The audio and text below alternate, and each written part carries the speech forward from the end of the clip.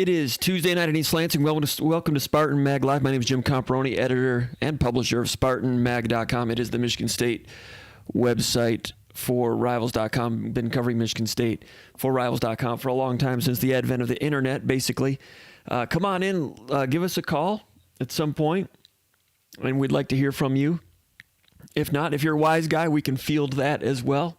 But we'll be taking some questions, mailbag style questions that were posted over at the Underground Bunker message board.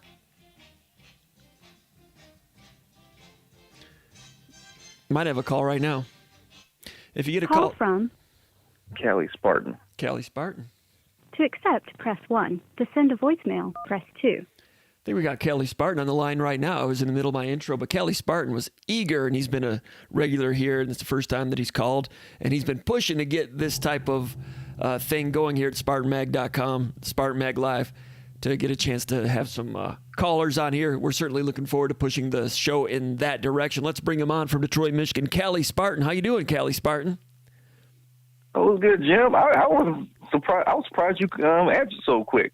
Well, I didn't want to leave you hanging. You know, last week Old Tuck called in, and I didn't answer it right away, and he was kind of grumbling and growling about it. So I wanted to make sure I went straight to the soundboard to get you in. We're going to have Nils Deco calling in a little bit later also. I want to talk to him about Michigan State's football roster. The updated football roster was announced, revealed yesterday, and a lot of weight changes on there. I want to go over those weight changes with him because he's a very enthusiastic observer of Michigan State football. I want to bring him in to talk a little bit about that. But first of all, you know, I've got some other sound bites I wanted to try. When I did it earlier, when I was doing it off air, I'm not sure the audio worked.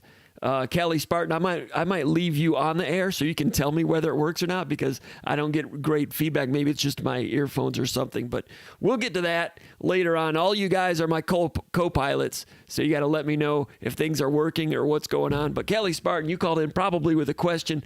Let's get to that right now. Before that, though, I want to finish my introduction. SpartanMag.com. Subscribe to this website. Go over to SpartanMag.com. If you're not already a subscriber, check it out. You can get a trial subscription for 30 days. SpartanMag.com, part of the Rivals.com network. We appreciate all our Spartan Maggers. Over there later on in this episode of Spartan Mag Live, I will get to some questions. Some questions were posed mailbag style over at the Underground Bunker message board, which is the church of what's happening now with Michigan State sports. It is the daily narrative on Michigan State sports. Some maggers asked some questions. I'll go through some of those. We'll talk some Michigan State sports. And here we've got an actual football season of sorts kind of underway. Practice yesterday, practice today. Talked to some players yesterday, Rocky Lombardi, Antoine Simmons. It's feeling like football, as it should, Callie Spartan. What's on your mind? Well, you know, man, I've been a squeaky wheel about this roster thing for a minute. Yeah. So I'm happy to see some updated stuff. I feel encouraged about what I see about the O-line size, or just the lineman sizes in general. They look, I mean, on paper, it looks like, I feel like I was joking with a few people. I'm like, am I looking at a Wisconsin line right now? Because I'm like, these are some big numbers. And I haven't seen stuff like this in years since they tried to do the skinnier, quicker method of online at MSU. But like, really, it's a good feeling because I feel like progress is had, even though I haven't seen anything in live action. But I feel like they weren't BSing us when they were talking about weightlifting and getting people ready. Oh. But I mean, like, I wanted to talk more about this, but it seems to be in the past like couple hours. So that's my son. You sure he's that's not taking that on me? That's not a Michigan fan? Yeah, it seems like there's been some angst. I heard some crying there. I didn't know. I was just joking. Go ahead. Oh, that's cool. It seems like there's been angst about who's going to be the QB. And, like, in the past couple hours, you know, after, another poster, Michigan State University was talking about how Rocky was doing this, that, there. And I'm by no means a Rocky fan or whatever. But I'm like, man, it just seems like we had some good news with the roster coming out with the weights and everything changing, everything seeming in a good fashion of physical fitness, and now it went back to this desolation. Like, can the board just be happy for a good day? No, that's the nature of the message boards. I mean, if you don't have any games going on, people have to get a little bit excited, a little bit eager, a little bit of angst, a little bit of anxiousness, like a bunch of thoroughbreds in the gates ready to get out of there in Churchill Downs. They want to get rolling, and people want perfection. It's the way it is. So people, they're gonna grumble, but that's what makes them fans, you know. Can I say another thing really quick? Absolutely. I want to. And we're going to talk a little bit about what you said about the offensive line in a moment and the strength and conditioning. I'll keep you on the line. We'll keep talking about that. Go ahead. Yeah, it's just to get back to the good feelings I'm having. I honestly think that the energy of the program is in a better direction than it's been in a while. I mean, I don't know, man. I started to drink Kool-Aid a little bit, man. I'm thinking we could squeak past 4 wins, maybe. We could squeak past it. Like there's things like if I could run down just a few of the games that are on the fence for some people. Like somebody on the radio pointed out earlier today, Iowa has had a crazy bad summer. When Michigan State had a bad PR summer, we had a bad year. I think Iowa's a winnable game. Yeah. I don't believe in Northwestern. I think that's a winnable game. I think we can beat Maryland. I think we can beat Rutgers. I think we can. Who else was up? We were supposed to. There's one more that was supposed to be Indiana. I think it's possible to be Indiana. The only 2 teams on that schedule right now that I think have just cause to be able to beat us because they've had a decent program a few years and no real baggage in terms of the playing group. It's OSU and PSU. People see Michigan and like they're doom and gloom, like, oh, they've been beating us the past couple of years. And by past couple, I mean the past 2. Mm-hmm. But they turn over their roster like no other. And like they're already doing the September Heisman thing. And I mean, I've seen this story before, U of M. They talk all big, but I mean, the second game of the season, anything can happen. And there's no film of what Mel Tucker's going to do with this team and who's going to be out there. There's a good chance as any that it actually might be a good thing we got them early because no one knows what's going to happen. And I'm telling you, man, we can squeak past 4 wins. Not even squeak by. We might be able to skedaddle past 4 wins. Skedaddle like to 4 wins? PSU don't. I skip past it. Like I think OSU and PSU are the only real games that I don't think we have a logical chance at. Like I can't make a logical argument as to why we can beat them legitimately, but I can make arguments for everybody else, and they're good. They're good arguments. I mean, tell me I'm wrong, Comp. Well, the game at Iowa's graduating the quarterback. It's an established, mature program. And you kind of know what. Yes, but they're in turmoil. Yeah. We saw what turmoil does to established programs. Absolutely. We've been living it for 4 years. Yeah. And keep an eye on Florida State this weekend. They're going through some of that right now. And think about this for a second. Iowa lost their strength and conditioning coach, right? True. That's the problem. That's a dagger. That's a dagger. That's motivation. Strength and conditioning coaches with the players more than anybody else. Mm-hmm. When you lose that type of thing, you're talking about losing a cog in the machine, a permanent cog, I might add. So, I mean, I'm sorry to interrupt you, I'm just really amped about this, man. No, it's good. I'm feeling it. You're in the gates, ready to break out of the gates at Churchill Downs yourself. That's cool. That's good. I'm starting to believe. I'm starting to believe again. Well, that's what college football is supposed to be. Now, like Mel Tucker says, okay, what are the facts? The facts are we've not seen this group of college football players at Michigan State play in 9.5 months. And that's the way it is across the country. So we're trying to visualize what these guys are going to look like, having not seen them in 9.5 months, not knowing who the quarterback is. Some indications this week that Rocky Lombardi might, have more of an inside track to that job, maybe than we anticipated. I'm just judging by the fact that they made him available for interviews yesterday. Sometimes that's a tell, sometimes it's not. I'm guessing that they've been reasonably pleased with his what he's shown so far development-wise, certainly in terms of leadership. He was out there speaking for the program yesterday. That's no small thing. Now, of course, he needs to get on the field and prove some things, and there are some talented people behind him, Theo Day and Peyton Thorne, assuming that they're behind him. We've seen Lombardi play before. Had some good moments as a redshirt freshman 2 years ago. Struggled last year in mop-up situations that would have been really hard to for anyone to play well. I mean, that catastrophe at Wisconsin last year, you could have brought in John Elway, and it wasn't going to look very pretty. So we're looking at this Michigan State team, not knowing what they are as players, not knowing who the quarterback is, not knowing, have not seen the offensive system, the new defensive system, how they adhere to those systems.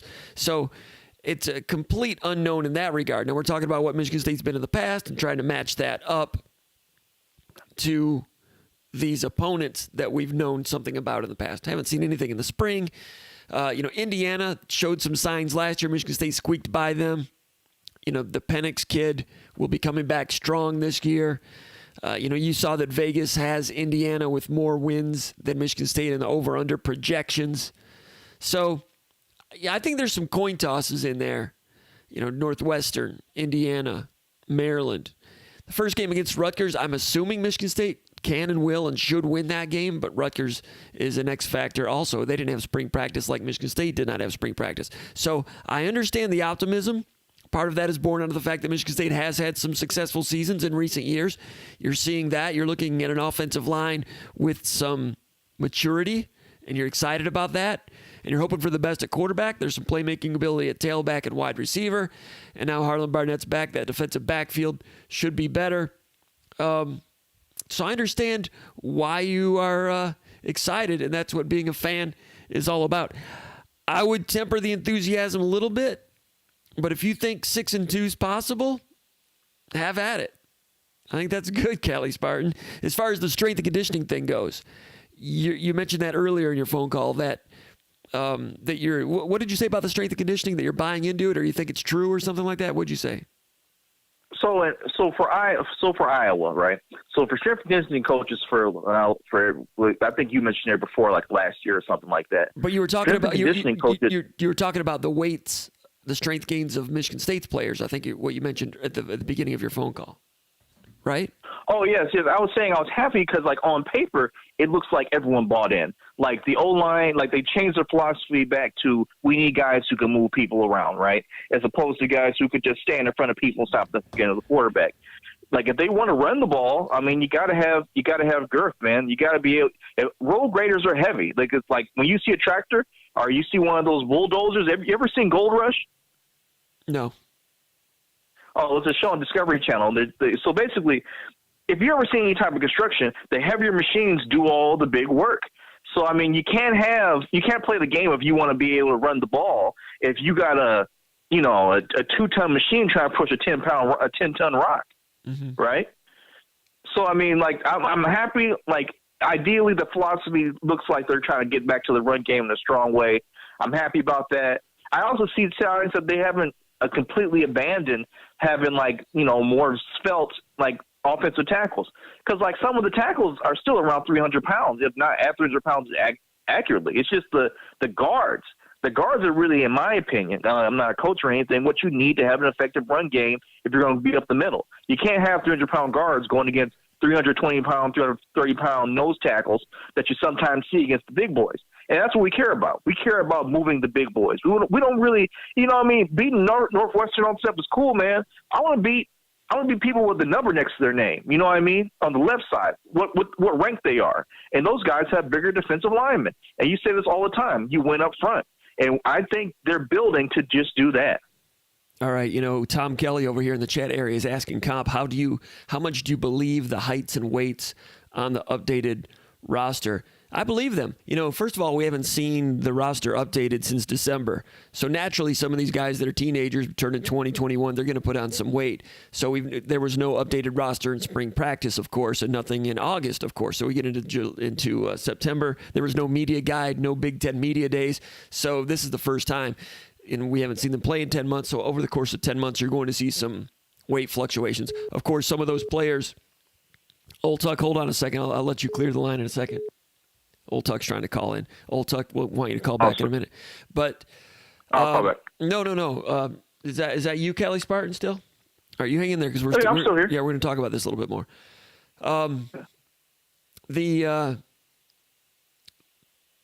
With the players, of course, being home during quarantine, unable to work out with the strength coach, unable to have training table every day. That was going to change some things also, but they got the guys back on campus in June and able to work people back into shape. Then 15 days off 14 days off at the end of July, and then the postponement, and then 4.5 solid weeks of January style strength and conditioning. And I was talking to a parent of a player. I won't mention him because I consider him a friend. It's someone I've talked to a little bit, and it's good to text with him once in a while. What's his name rhyme with, Jim? I can't say. The reason I don't want to say is because I don't want it to reflect badly on his son and have someone come to his son and say, "Hey, man, your dad needs to stop talking to the media." That type of thing, right? But I'm just adding color, Jim. I'm making jokes. I know, but some of these parents are people that we get to know a little bit on the recruiting trail, and then once they commit, you still talk to them a little bit, just being people, right? But anyway, he was saying that. The strength and conditioning was really having an impact on his son to the point that his son's younger brother noticed it. It was like, man, you're looking bigger. He saw it visually, and it showed up. He did gain some pounds, but to quote the parent, he said, whatever they're doing is working. It's changing his son's body. And, the strength and conditioning program taking a little different direction with Jason Novak, because every strength and conditioning coach is a little bit different. They've got a different construct on how they want to get things done. And it wasn't just the strength training, it was the running and everything. When there's a new coaching staff, there's just an urgency. And this reminds me of, spring, summer of 1995, when Nick Saban came in and Ken Manny came in, a young, aggressive, knowledgeable, intelligent Ken Manny, taking over a strength and conditioning program that had really gotten soft in the latter years of George Perlis. Ken Manny's a great one. We've talked about that on this show in the past. But sometimes we get older. It'll happen to me. You get older, you get softer. Sometimes you don't even realize that you're not the stickler you used to be. And as great as Ken Manny was, and as many great contributions as he's made, I started hearing from different players and coaches and parents late in the summer that, wow, man, the new strength thing is like really, gaining traction. My son can't believe it's amazing. So they like it. You saw Rocky Lombardi mention it yesterday. You've heard Antoine Simmons talk about it. Matt Allen has talked about it. They're excited because they're being trained at a little bit different pitch. In some ways, different avenues of strength and conditioning, but also different sense of urgency. And, like Tom Izzo says, young players, they want to be disciplined. They want to have that, that flame lit under them to get as much as they can out of themselves. And some players are starting to see that a little bit, and they're reacting well to it. It's very much well received. So I do think that these strength, the question over there in the chat area, someone asked if I believed the strength numbers or the weight numbers, difference in sizes and so forth. Yes, I do believe them. Is something different going on and taking hold in the strength and conditioning program? Yes. And I've had people tell me that, man, if they would have started the season September 5th, as was originally scheduled against Minnesota, I had some people, some parents say, man, I wasn't really sure if they were ready, but now after 5 weeks, they're like, yeah, I mean, they're ready to play some football now. I'm not guaranteeing they're going to be winning or anything, and neither are they, but they are more ready. They're more prepared. Again, that doesn't mean they're going to win, and it's hard to believe that 4.5 weeks can make that much of a difference. But I'm hearing that it has made a difference. Doesn't mean they're going to be great, but they're closer to being a better version of themselves than they would have been in September. Does that make any sense? No, it makes sense. And I also want to add one more point. I think that Coach Mel is also doing some long game gamesmanship right now.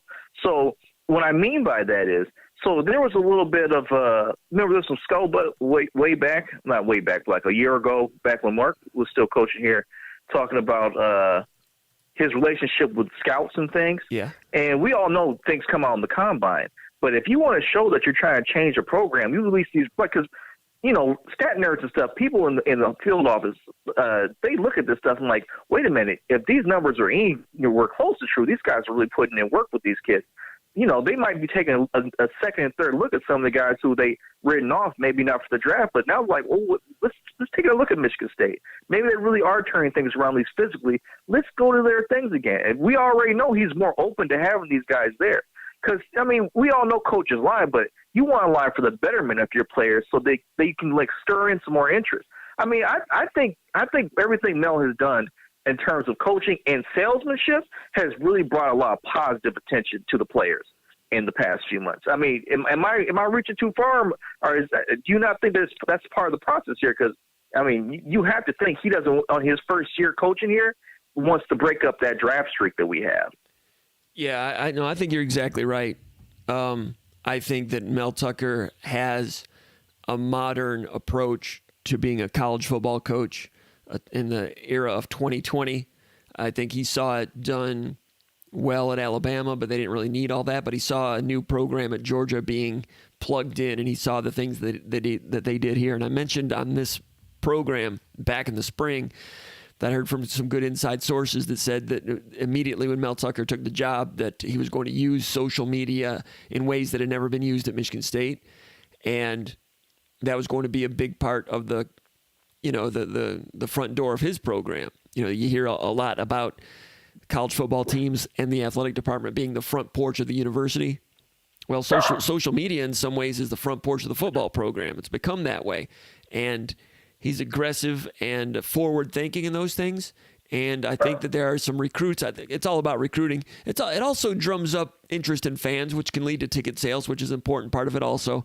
But the main thing is recruiting. You want to be modern, shiny, energetic, exciting, and social media is one way to do that. Michigan State is among the best that I see at that right now. Now you have to get all of the cogs in the flywheel and all the gears working together. And of course you have to win some football games. But if they get that part of it going, if you're starting to win some football games, all that other shininess can just add to the momentum. And maybe they're building toward that. That's what they're expecting. We've not seen it yet. They've not had a chance yet, but they're throwing those logs on the fire. You know what I mean? Definitely. I mean, I feel like he's setting everything in place so that when they start winning games, then the machine's just going to roll. You know what I mean? Like he's not letting the first domino being a victory. He's putting in place that when we win, it's like it's just another cog, man. It's just another thing going. That was a good little time for us because we didn't get as much lifting and conditioning in over quarantine because everybody's at home. We didn't have the facilities. There's a million excuses, whatever, but. To get those 5 weeks was really important. I feel like we made a lot of strides. Coach Novak's awesome, by the way. He's unbelievable and does a great job. And we're making huge strides in the weight room and on the field with speed and agility stuff. But he's done a lot of good stuff with, jumping and explosion aside from strength that I feel like has really helped us. You can see guys making better cuts and getting faster. Our running form's getting better. It doesn't sound like much, but it can make a really big difference. That's cool, man. Let's see. You still there, Kyle? Yeah, I'm there. I'm letting so people here in the chat area can tell me how much dead air. I was gonna roll up unless you needed me to stay on. Let me go to my guest Nils Deco here in a second, but I appreciate you calling in. Call from. To accept, press 1. To send a voicemail, press 2. Hey, Nils Deco, you on the line? I'm on the line. All right, you're on the air now. You're talking. You're all over the world talking to Michigan State fans, bringing in Nils Deco. He's one of the favorites over at the Underground Bunker message board. He is the evaluator of talent, formerly of 104.9, The Horn in Austin, Texas. He is the founder of the Texas Top 100, good friend of the program, good friend of mine, an astute observer of Michigan State sports for years and years. We're going to bring him in because when I want to talk about, continue talking about the roster release and some of the weights and so forth, this is the type of thing that Nils and I would be talking about on a phone call at like 1 a.m, just talking about things. Might as well do it out on here in the air in front of everybody. But Nils, keep your language clean, behave yourself, and and be a good man. So anyway, back here, people are telling me there was 30 or 45 seconds of dead air. I'll delete that out. Again, when I tried it before, it turned off. But this time I wasn't sure. I couldn't hear the interview with Rocky Lombardi talking about the strength coach. It was good. Okay, that's good. But it in front of me, I couldn't hear it. I didn't know when it ended. And that's what's going on here. Hey, we never said we were the most sophisticated, technologically advanced operation in the history of the internet. We're getting better, though. We're getting better. It's like Mel Tucker and his crew. We're getting better every day. Mel's better than we are here. We're just having some fun talking about things. But Nils Deco, Did you see some of the weights and weight changes on the roster? It was released yesterday. I will mention them to you. Some that caught my eye, but were there any that caught your eye? I was excited about, just overall, across the board, I think, it was weird, though. The one thing that stuck out to me was, Luke Campbell's still only 285, and he was, 305 2 years ago. So I don't know what the situation is there, but I thought he would have maybe be 315, 325 and be a, candidate for right tackle. But, Jordan Reed is above 300 pounds for the first time. I think he's, 315 now? Yeah.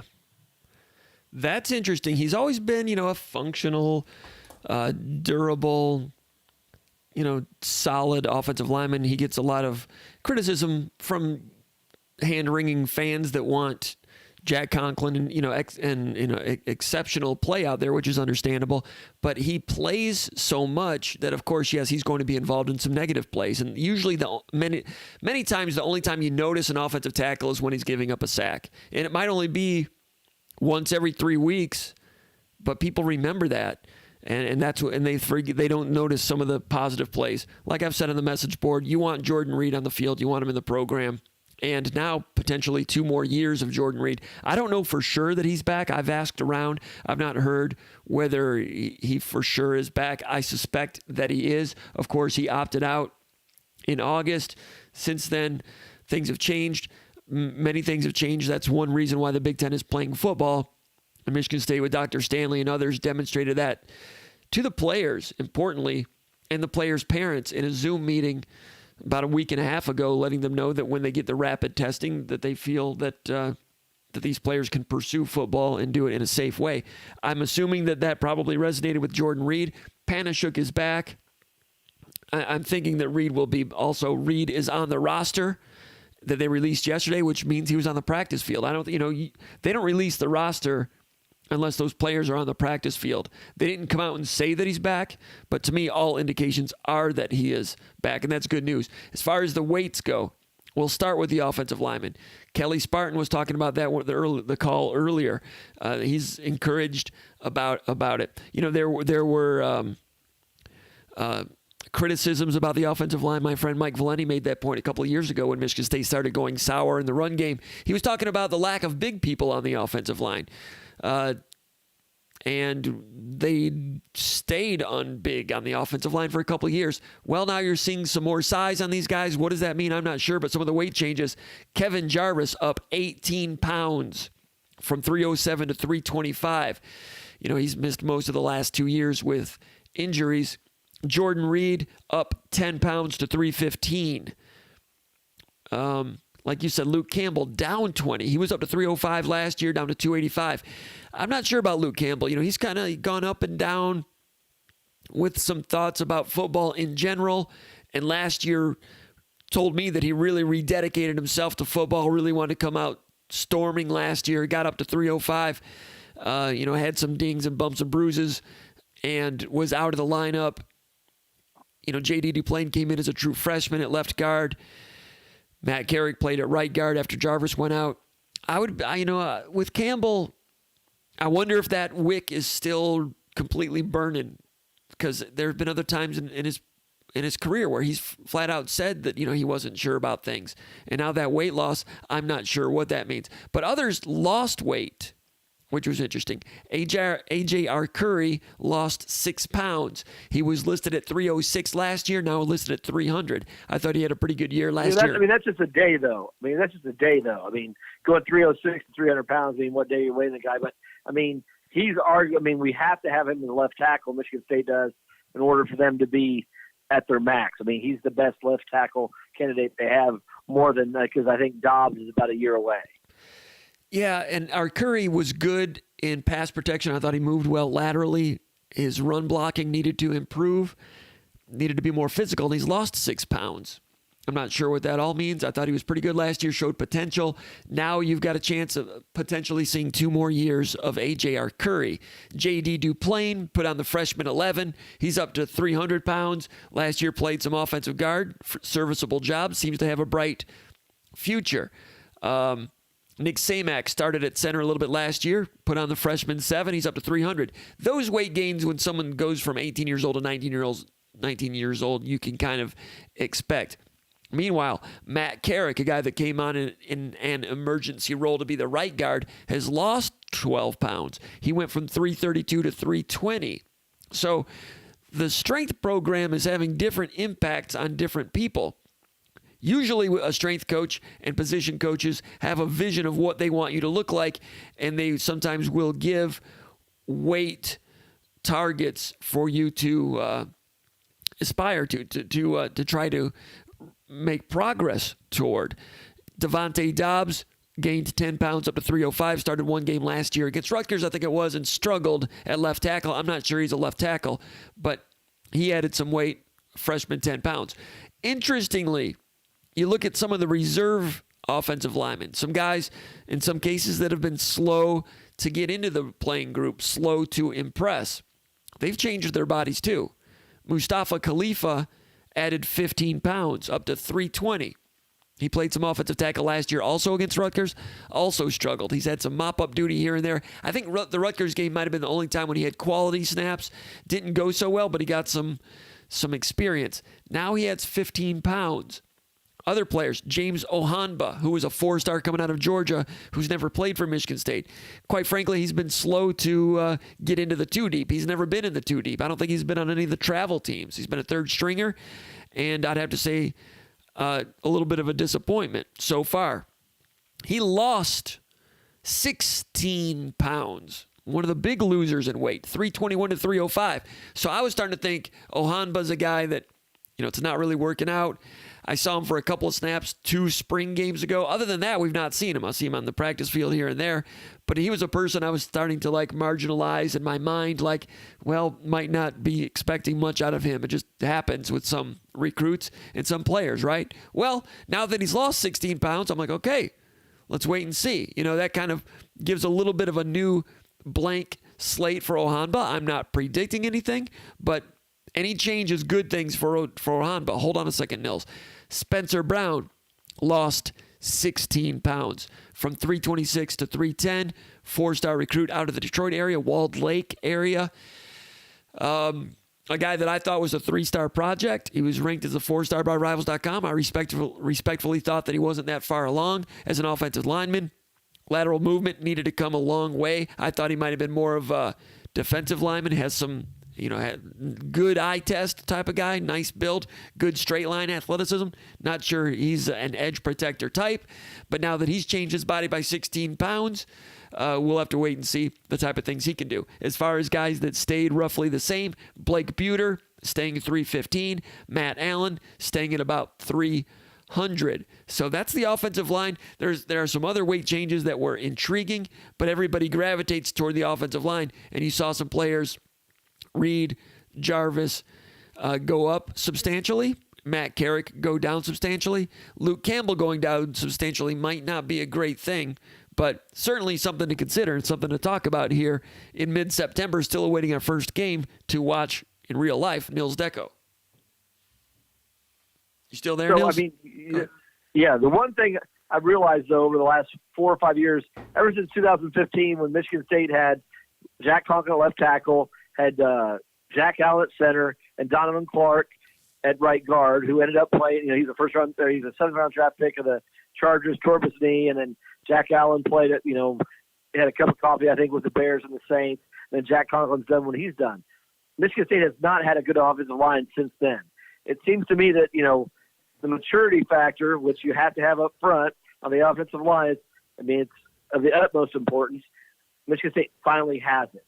And, I'm optimistic because when D'Antonio took over in 2007, he had Kenny Shane, he had Mike Getbay, he had the Masters kid from Carmel, Indiana, where my nephew goes to high school. He had Pete Clifford. Pete Clifford, who was player. 90 years old by the time. And he was the oldest. He had gone, I think Matt Dorsey had helped him go to a prep school, and Stoutland had brought him back. He was 26. But this is a old offensive line. And if you want to be good right away in college football, go get yourself a offensive line that's between 21 and 24, and you got a shot. And I think Michigan State has a shot because I think they could put you at tailback, Comparoni, and then get 3 or 4 yards this year. I think the offensive line is going to be much, much better. And I think Kabilovic, the new offensive line coach, is head and shoulders above what we've had in the last 2 or 3 years. I'm quick, but ball security is not so great. I'm giving you a chance. Who was the dude, the 4-star? It wasn't 4-star back then, but the guy from Flint that was injured his whole career and had a senior year and was really good. Then he got hurt, I think, against Hawaii. Sean something. I can't remember. Maybe it wasn't Sean something. Anyway, your point. But that addresses your point. Mature offensive linemen sometimes. Sean Poole. My boy Sean Poole. Yeah. Number 79. He was good. He was good for 1 year, and I thought he was looking like a pro. He got hurt, I think, against Hawaii at the very end of the season, and that was sad. He wrecked his knee, yep. Yeah, and he had injury problems for 4 years, but had 1 year and was excellent. I think he got some All-Big Ten votes that year. And Pete Clifford, took a long, circuitous route to finally getting in the playing group. When he did, he was good. Good, solid player. I was surprised he didn't become an NFL type of guy. So to your point, when you get some of these mature offensive linemen that are still focused and still have the heart and the will, have had some injuries, sometimes when it all comes together for them, it can be a good thing. And you've got several players in that category. Of course, Kevin Jarvis was, I think, honorable mention All Big Ten as a true freshman. So it's not like he's been waiting for success. He had success early on. Then the last 2 years, injuries. But, some of these other guys, Jordan Reed's been in the lineup, like we said, but he has more to aspire toward. He can become better than he has been. So that offensive line, you're right. There's some parts there. We've been saying that all off season. And Rocky Lombardi yesterday, I don't know if you saw the Rocky Lombardi video that we ran on SpartanMag.com as part of his Zoom press conference yesterday. He was talking about, his quote was, there's more talent than he's ever seen on offense. He's talking about every position except quarterback. But he likes what he's seeing in the offensive line. He sees maturity. He says he sees old guys, like he likes to say, and guys that finally feel good and feel healthy. For now, they've not put the pads on yet. But Lombardi likes what he sees in that offensive line. You take those parts, like you said, new strength program, new offensive line coach, mix it together.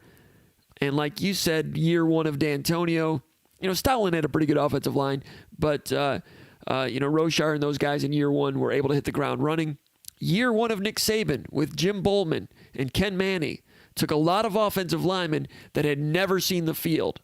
You remember in 1994, Perlis was fired, and they had a lot of senior offensive linemen on the line that year. Old Tuck will tell you that. You had Burke Meyer at center. You had Brett Lorius and Brian DeMarco, right? And I can't remember who else. It was a veteran offensive line. DeMarco was an NFL guy. Shane Hanna was drafted, and I love Shane Hanna as a person, but why the Cowboys drafted him in the second round? Not a good idea. He couldn't move laterally. You saw when they played Penn State, he got destroyed in pass protection. But he was not his fault he was drafted in the second round. Not his fault. But anyway, all those guys, even DeMarco, but, Shane Hanna, I think those guys, famously Burke Meyer and DeMarco could bench something close to 500 pounds, if not exceed 500 pounds. But in terms of overall conditioning, the offensive line really was not in good condition in 94. Okay, all those guys left. They were kind of, I don't want to say overrated as individuals, but never quite panned out collectively or individually, even though Brian DeMarco was a good NFL player. Solid.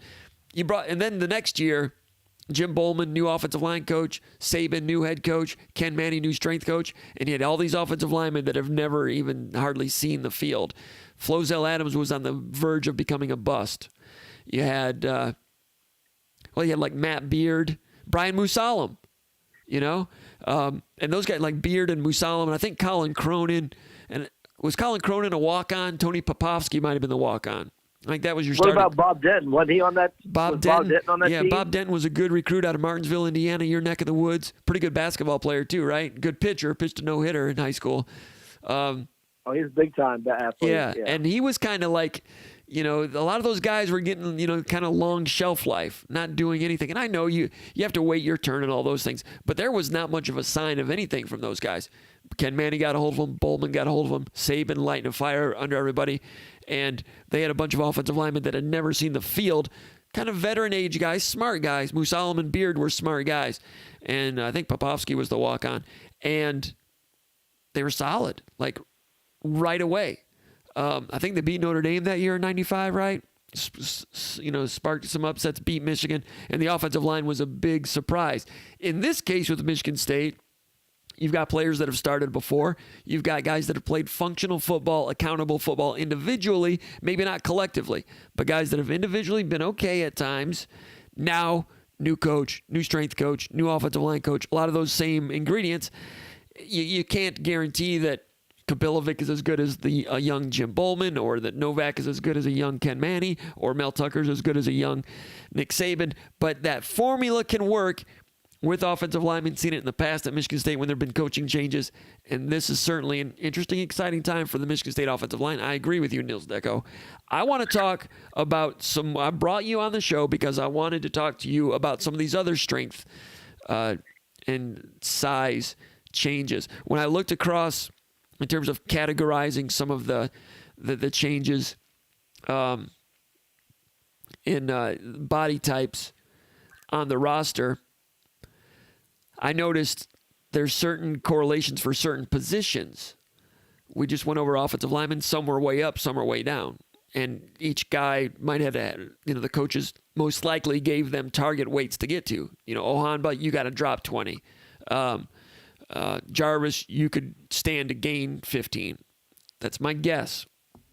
We know they've been working hard, and I would think that those numbers reflect what they've been working toward and what was set for them. The wide receiver position, a lot of them are down in weight. Jalen Naylor down, C.J. Hayes down, Javez Alexander down, Trey Mosley up, a freshman, put on freshman 7 or 8 pounds. But interesting that the wide receivers were down. Not a lot of weight, but last year at this time when I got on the practice field as a reporter and watched the guys come on the field and so forth, I noticed Jalen Naylor, and I was like, man, he's looking, he's put on some weight, almost like too much weight. Well, he's only lost 6 pounds, but when you go from 197 to 191, that's not insignificant. I hear what you're saying with some players. That's just a big meal for some guys. But Naylor's a guy that I thought had a little bit of extra weight, not flabby weight, but maybe just too much muscle. I thought some other players that happened. We've talked about that in the past. Some players that maybe were carrying. Go back to Cedric Irvin. Let's go back to Cedric Irvin back in the day. That was a long time ago. Now, there's some guys, and this is my whole theory about, athletics, is like you have to know your optimum weight, right? Some guys they're fastest at 192. Some guys are fast at 202. Well, like you're talking about Jalen Naylor, when he was a freshman and he has that run against Indiana, I think he went for like 88 yards on a sprint reverse, whatever you want to call it. But he was at his optimum weight at that time. And so like you're saying, he goes to 197. He's not a 197 guy. He's probably like a 188 to 192 type of guy. Absolutely. And he was good last year, but he was injured for all but like 2 or 3 years. Had a couple of good plays in the bowl game. I wasn't sure that the extra weight slowed him down, but I thought it was curious. Now, he's down 6 or 7 pounds, interestingly. C.J. Hayes down 6 pounds to 200. Javez Alexander down 13 pounds to 180. Let's see what Trey Mosley was. Trey Mosley, like 217. Trey Mosley is up 9 pounds to 200. So that's a comfortable 200 with him. And, and other wide receivers, the other one, I was talking about Trayvon Morgan, the biggest wide receiver I've ever seen, maybe even including the Flowers kid out of Florida a few years ago. Trayvon Morgan. He's bigger than Plexico? He's bigger than Plexico. Yeah. Maybe not as long, but that video I just showed of Rocky Lombardi. Let me see if I can find that again. Trayvon Morgan, I'm pretty sure, is the guy that's standing up flexing his biceps at the beginning of it. He's okay. I'm going to try to play this without the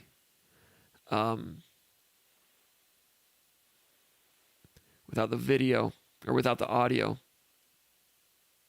It'd be great if I had a producer, but I'm joking. It's here it is. There we go. Now it's going to come on with no audio here in a second. Anyway, well, it's not showing up. Anyway, it was Trayvon Morgan was the guy flexing. I don't know if it's going to work or not. Here we go. No. Anyway, not only is he big and tall, but now he's gone through the strength program and crazy. He's just a big modern style offensive wide receiver. He's up 12 pounds to 230 pounds. Trayvon Morgan's about 6'6", 230. And I don't know if he'll be able to stay healthy. He had a history of injury problems in high school.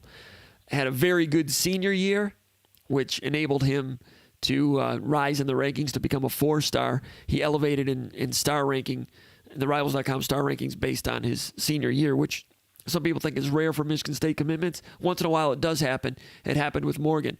Didn't get on the field last year in practice.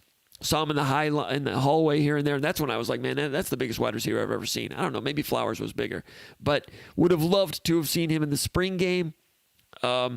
He said there were some videos that Michigan State released of practice, when Mel Tucker was mic'd up during practice. And one of the guys he was barking at was Trayvon Morgan. You got to, saying things the coaches say, you got to, play the drill like it's a game at game speed, finish the drill, those type of things. The guy who's talking to is Trayvon Morgan, a guy that wasn't on practice field all last year. Still learning. Trayvon Morgan, yes, sir. Trayvon Yes, sir. From the Cleveland area? Yes. Yeah. Okay, so, you think about Mel Tucker, right? So, that's going to be one of his guys. Like, he's going to figure out if the kid's good enough up front but that kid's going to get the benefit of the doubt because he's a Cleveland kid like our coach Tucker is. Absolutely. All right. One more time here. I think I might be able to. Anyway. So, but Trayvon Morgan, with all that size, a chance to be a monster type of guy at like a 6'5", 6'6", 230, really has added a lot of upper body muscle. Again, that's what we have to assume the coaches had it as a vision of what he can be. And he's put on muscle. It's not like he wears it well. It's not like it's totally binding him up from what I can tell. I thought I was going to be able to run it here, but I can't. You know what? I might be able to do it a different way. But let me change gears here. As far as other players, and this is a long topic and this is interesting because we've not been able to see the football players on the field. So when they announce some of these weight changes, it's a lot to talk about. If you're a casual Michigan State fan, this probably doesn't interest you. But if you're watching this, you're probably a sick observer of Michigan State sports like I am and like Nils Deco is. And these are interesting things. They're little morsels of information, but there's a lot of information behind it. Anyway, I find it interesting that Naylor is down in weight, C.J. Hayes down in weight, Javez Alexander down in weight. C.J. Hayes, got on the field here and there, losing some weight. Interesting. Javez Alexander, we've never seen him on the field. He goes out and loses 13 pounds. That's interesting. The tight ends are down in weight, which really, except for Burghorst. Burghorst, the freshman from Zeeland, big, strong kid. He's up in weight. But Parks Gissinger down 3 pounds to 235. Former defensive end, didn't really stick there. Caught one pass in the bowl game. Not sure he's got a great future at tight end, but they need bodies there. Maybe could plug in there a little bit. Trenton Gillison down 4 pounds to 245. Had a big play in the bowl game. More of a threaten the seam type of guy. Matt Dotson came to Michigan State as a threaten the seam, pass catching, finesse type of tight end. Put on weight to become a better blocker. Now Matt Dotson down 12 pounds from 252 to 240. We know that Jay Johnson, the head coach, is really a big tight ends oriented offensive coordinator. Gissinger down in weight, Gillison down in weight, Dotson down in weight. I was really surprised by that. Burghorst up in weight. What do you think about that, Nils? Well, I think you're like you're saying though. If you look at the NFL, look at it any Sunday, and you got Travis Kelce from Cincinnati, Cleveland Heights. you look at, any tight. I mean, the NFL right now is all about the tight end, right? Every week, that's your flexibility. If you have a tight end, you got a chance. So, you look at any great NFL team, like Travis Kelce. I mean, 3-star recruit, went to Cincinnati like his brother did. Chris Kelce, who was the center for that Eagles team that won the Super Bowl a couple years ago. But, I mean, that's the flexibility. It's like, because you can't counter that. That's the one position when you got a 6'5" or 6'6" kid, 240 or 245 pounds that can run 4.5 to 4.7. It is a mismatch, physicality and speed-wise, because you have to determine, okay, am I going to put a weak side linebacker on that guy, or am I going to put a strong safety on that guy? Because my weak side linebacker can't run with that tight end. I mean, you can see it. I mean, Travis Kelce, there's a reason the Chiefs have the best offense in the NFL, and it's a lot of Mahomes, it's a lot of Tyreek Hill, and it's a lot of Travis Kelce. Saban used to call. You go back to Antonio Gates. Go ahead. Saban used to call the tight end a mismatch position, an important mismatch position, right? And right now you don't have to block as much. I mean, at one time you had to be a Mike Sargent or a Bob Organ or a Mitch Coor. I mean, a Josh Coor or Todd Grabowski type. But now you have to be more. You got to flex out and make sure that you can get a first down 6 or 7 yards through the passing game, not being just an extra blocker. I finally got the picture to work. The guy flexing in the back row. Do you see your video screen at this point, Nils, or are you just doing it on the phone? I'm still on the phone. Okay. Oh, so you're not watching on the SpartanMag Live on the laptop? No, I'm watching. I'm doing both. Yeah. All right, so it'll come up. It's like a 20-second delay, I think, when it finally comes up.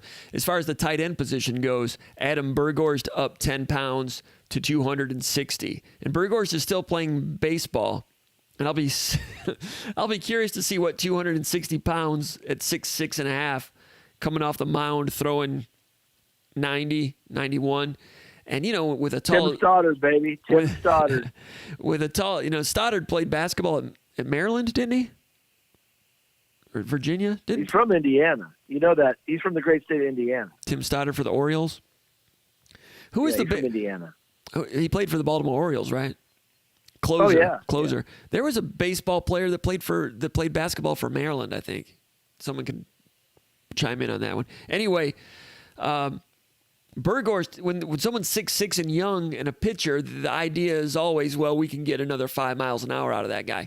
Now that he's adding weight, I don't know. He's at the tight end position. Some people have been pitchers and college football players. Samardzija was a wide receiver. Jim Miller was a quarterback. Randy Vanderbush tried to do both.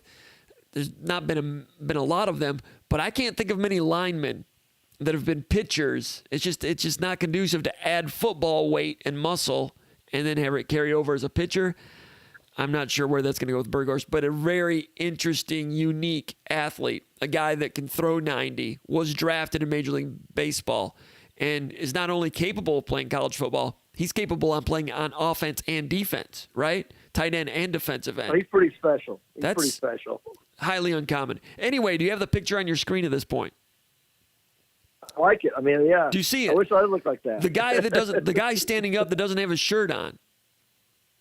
That's Trayvon Morgan. It's Plexico Burris, dude. Plexico Burris told Saban he's not going to bench anymore because he was like benching 375 back in the day. He didn't want to get any bigger or stronger.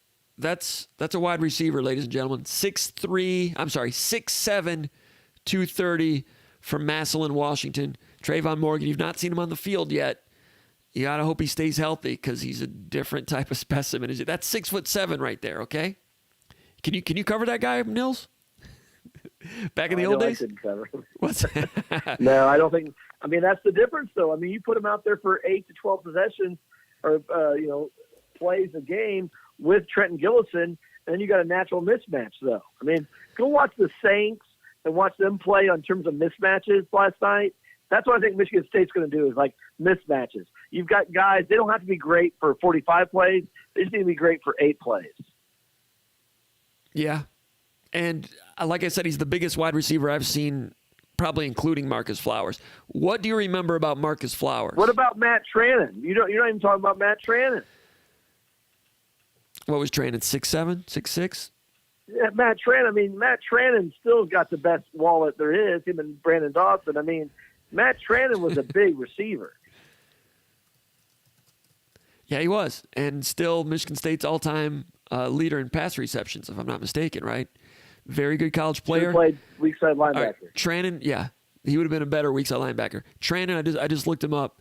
His bio, 6'6", 235. So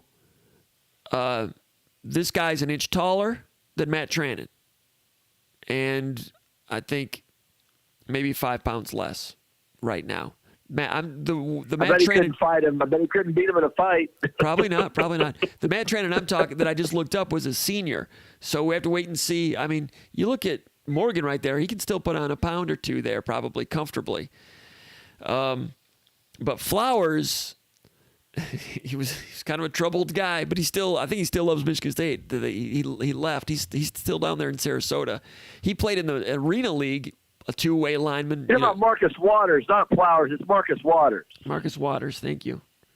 Marcus Waters, yes, from Sarasota. He either went to Booker or Riverview, right? Yeah. And after he left Michigan State, bounced around, transferred somewhere, played in the Arena League. You know, the Arena League had a bunch of two-way players. He was like a tight end defensive end. He was up like 285 at that point.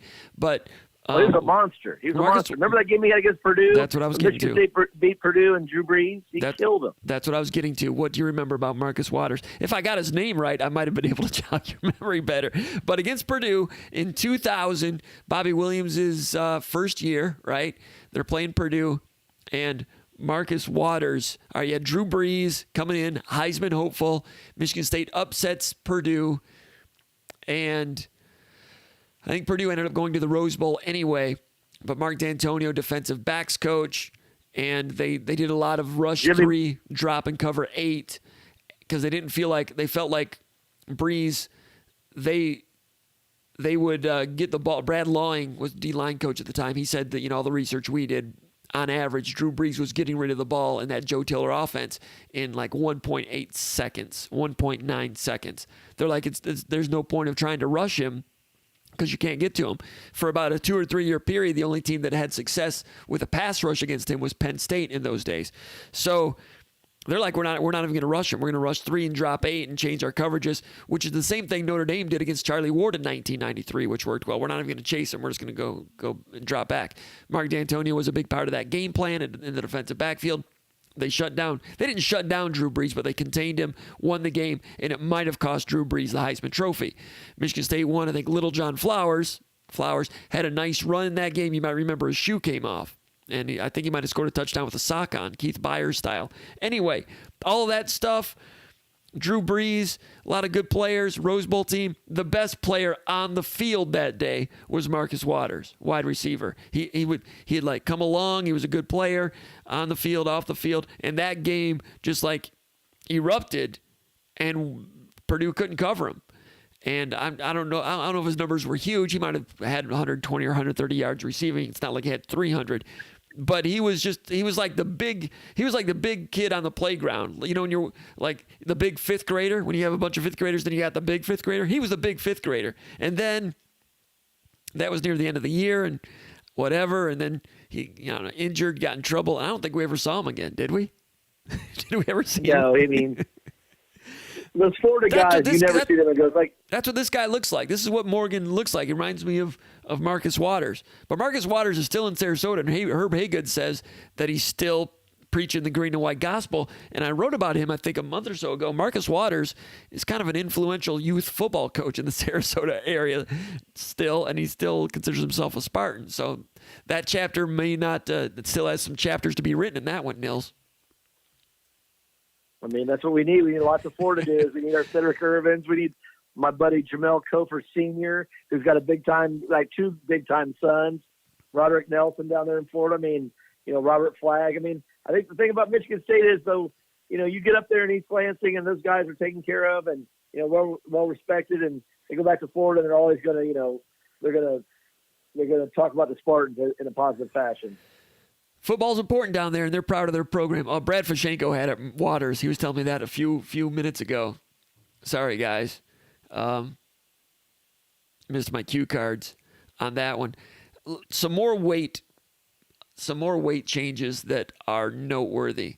Some of the young defensive ends are down in weight. Michael Fletcher, redshirt freshman defensive end, down 9 pounds to 250. We talked about some of the other freshmen putting on a freshman 7 or 8 pounds or 10 pounds. Not Fletcher. Fletcher's down 9 to 250. Jack Camper, down 8 pounds to 250. Meanwhile, Drew Beasley, up 12 pounds at defensive end to 260. A guy that's been a functional defensive end in the past, a guy that they may need to start at defensive end this year. He's up 12 pounds. When you have guys at one position, down 8, down 9, up 12, they are remolding that defensive end position. Not a lot of talented, not a deep pool of talent at defensive end, but interesting changes there and interesting changes at defensive tackle. Your thoughts on Camper, Fletcher, and Beasley? Your first thoughts on that, Nils? I mean, do you think they're going to go more of a 3-4? I mean, when you look at the nose tackles, you look at Deshaun Mallory and Naquan Jones, I mean, they're both 330, 345. Are they going to go to the, a 3-4 type of situation more? I mean, I think they're going to switch it up. I don't think they're going to be a standard 4-3 like they were over the last, 13 years. Michigan State's recruited to a 4-3, and Hazelton was a 4-3 at Kansas State. Mel Tucker is not married one way or the other to 3-4, 4-3. He says he can win with both, is fine with both. Having the flexibility to do both, I mean, you need Georgia talent to do that, to have the flexibility to do those things. But when I saw some of these, just like you were saying, and there was a question in the mailbag here that I was going to get to. Someone asked about the defensive tackle weights, and I guess we'll get to it right now. And what I make of that. You mentioned Deshaun Mallory, up 22 pounds to 345. Jalen Hunt up 19 pounds to 330. Really interesting. Those are some jumbo weight gains. That's the type of weight that you see play middle guard, nose tackle in a 3-4, right? And, the kid from Evanston, what's his name? He's big enough he can probably... Naquan Jones means business. Yeah, Naquan Jones. He might be able to... he's athletic enough. He might be able to play nose and also, nose in a 3-4 and also a one technique or a 3 technique in a 4-3 possibly. These other guys beefing him up possibly to do that. Jalen Hunt, 330. We'd heard that he was getting close to the playing group last year. They kept him off the field to preserve the red shirt. They could have played him 2 or 3 games anyway with the new rules as they were, but we may have seen him a little bit late in the year. But, yeah, it did cross my mind when I saw these defensive tackles putting on, like, nose guard type of weight and then defensive ends coming down a little bit. But usually a defensive end coming down, usually your defensive ends go up in weight also in a 3-4. Usually you've got your defensive ends in a 3-4 are going to be 5 technique type of guys. Like Will Golston, he played a 4-3 at Michigan State, but he was naturally a 3-4 defensive end. Not an edge rusher, not a guy that really bends the corner great, but someone that can get as a 5 technique and playing inside of an outside linebacker, and that outside linebacker is the guy that's going to be the pass rusher, and he would be more of a 2-gap, maybe defeat and do some things that way. But Golston was good at Michigan State, but probably would have been even better in college in a 3-4. Defensive line, Chris Mayfield, incoming freshman.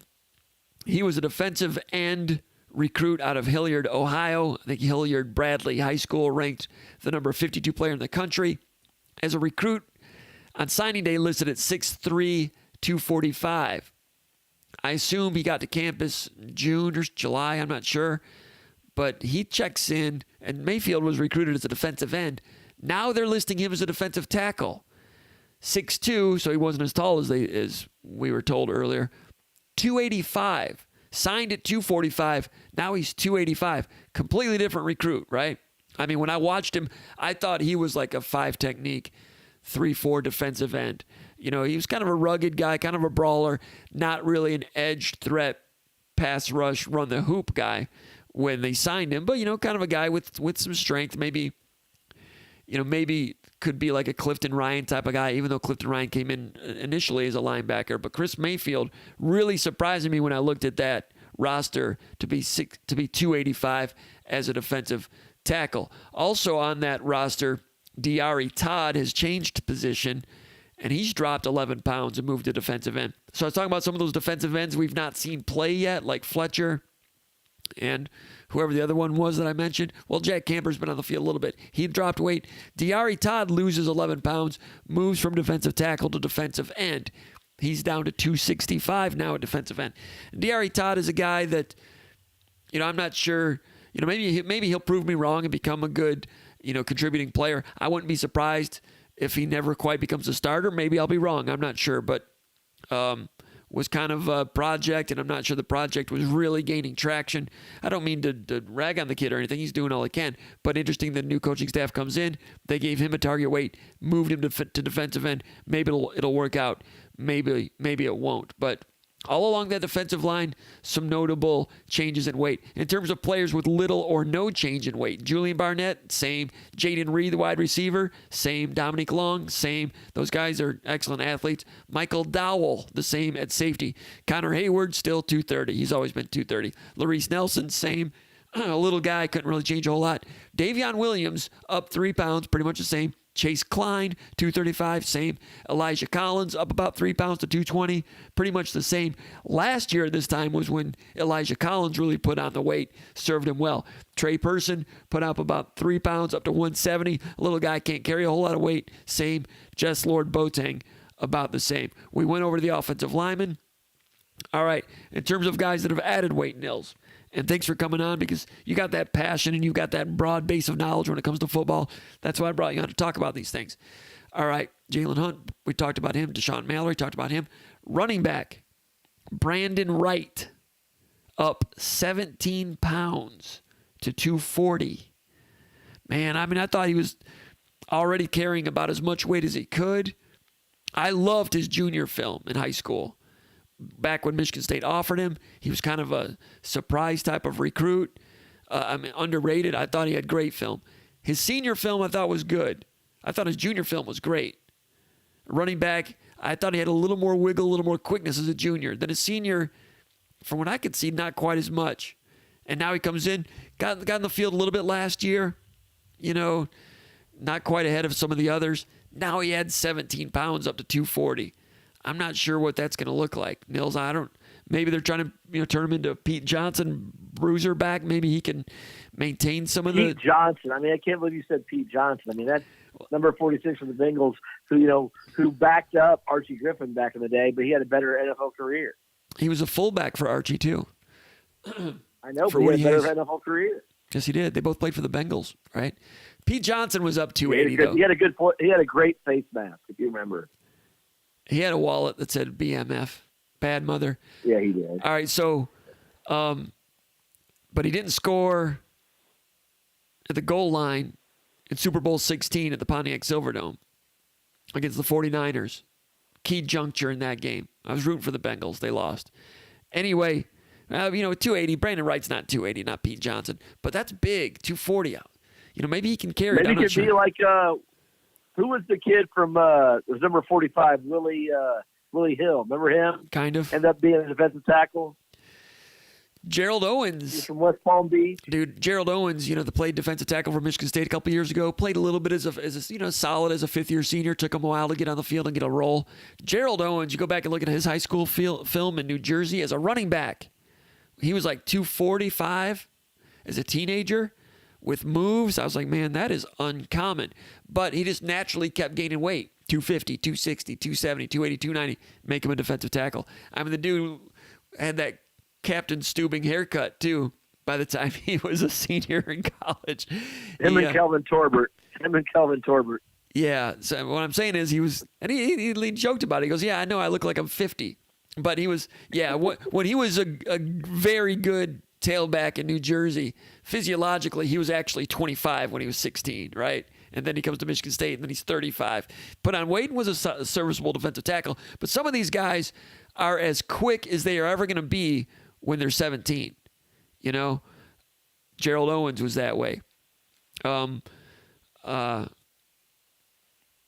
Who is the big-time linebacker that moved to defensive tackle by the time in 2015 from the Detroit area? Lawrence Thomas. Lawrence Thomas. Alonte's bigger brother. Yeah, Lawrence Thomas was a good linebacker when he was 10th grade, 11th grade fast. When he was a 12th grader, he played in the Army All-American game. And I was like, Lawrence Thomas is a 4-star top 100 guy, but he's the slowest linebacker out there. I hate to tell you, right? Comes to Michigan State, I was not surprised that he moved to defensive line rather quickly. When he was at Michigan State's camp, he was moving really well as a high schooler, but he just like naturally was putting on weight. Came to Michigan State at 255. It's too big for a linebacker, right? 260 defensive end. He wasn't really thrilled about the move. Then he bought into it. Then he outgrew defensive end. Moved to defensive tackle. Remember him on punt coverage at 275? Ended up being a good... Well, I mean, but then remember he played with the Jets as a fullback. They moved him back to offense. He was a fullback for like 2 years with the Jets when he made it in the NFL. All right. So, he was at his fastest when he was 16, 17. It happens. And that might be the case with Brandon Wright. I don't know what he's going to look like when he's 240. Anthony Williams, running back. Anthony Williams, up 14 pounds from 191 to 205. He really, the previous staff, D'Antonio and those guys really liked Anthony Williams, came in as a surprise either last year or the year before. Electric type of ball skills, which is what they needed after losing some running back recruits. Didn't get on the field a lot. They ran him on some reverses, maybe tried to get him in the flat. Didn't really do much. Then in the bowl game, had about 3 carries that were pretty good, like little 7-8 yard carries. Like, okay, I can see the juice there. Now, he adds 14 pounds, a young player. Back in the Ken Manning days, you were talking about Cedric Irvin. There were some running backs that maybe put on some weight that maybe, it's arguable whether they lost some speed doing that. Now you've got a new strength coach, and Anthony Williams puts on 14. If it were the previous strength coach, I might have some questions like, is that good weight for him and Brandon Wright? I'm not sure. But here are some running backs putting on some significant weight. Peyton Thorne puts on 13 pounds. He was a skinny freshman. He puts on a freshman 13. Understandable. Other guys, Tate Halleck puts on 12 pounds at safety at 195. Big Moobie liked Tate Halleck when he went to practice and watched him a little bit. Came back saying Halleck can play. So keep that in mind. Jacob Slade, the defensive tackle, up 12 pounds to 310. Another defensive tackle getting bigger. Noah Harvey, linebacker, up 11 pounds to 240. When he first came to Michigan State from Wisconsin, I remember walking on the field like the first day of camp. I'm like, who is that skinny dude? Look at the roster. Oh, that's Noah Harvey. I'm like, that guy's got to put on a lot of weight. And I think I might have mentioned that on the message board. Well, he has. And he had the frame to add weight. Now he's had some experience, 240. Can his frame carry it? Does he lose any speed? We'll have to wait and see. But I can see where he could comfortably get up above 229 all the way to 240. We'll see. Freshman Maverick Hansen, another defensive tackle, up 10 pounds to 280. Jazz Watts is a walk-on wide receiver I've always liked. In spring games and scrimmages, mop-up time, gets on the field, kid from Belleville, makes some plays. Looks like a scholarship guy to me. He's up 9 pounds to 185. Again, wide receivers, some interesting fluctuations. Antoine Simmons, up 9 pounds from 216 to 225. A guy that's played all 3 linebacker positions, can play all 3. Up 9 pounds. He's been a slot linebacker in the past. A guy that can rush the passer, a guy that can drop into coverage, sports car type of athlete. Will he still have all that athleticism at 225? I thought Greg Jones was a guy that put on some weight as a senior that did not serve him well. Was a little too heavy, lost a step. Simmons, maybe, he'll play inside next to Harvey, or maybe he'll go out of the slot. I'm not sure. Safety Emmanuel Flowers, who's never been close to the playing group, adds 9 pounds. Shaq Brown at corner adds 7 to 190. Xavier Henderson adds 7 to 210 and looking good. Rocky Lombardi up 8 pounds. Marcel Lewis up 6. Jacob Panashuk up 5. I got a couple others that have lost weight. Zach Slade, Jacob Slade's brother, set out last year, got injured. Defensive end. Another defensive end changing weight. Down 15 pounds. Down 15 pounds. His brother adds 12 or so. He loses 15. Down to 245 at defensive end. Okay? Like I said, Michael Fletcher down 9. I should have included Zach Slade with that category. I was talking about young defensive ends that have lost weight. Fletcher down 9.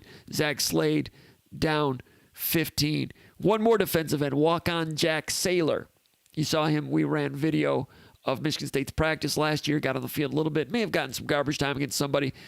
Catholic League guy, I'm not really sure where he's from. Not sure if he's a playing group guy.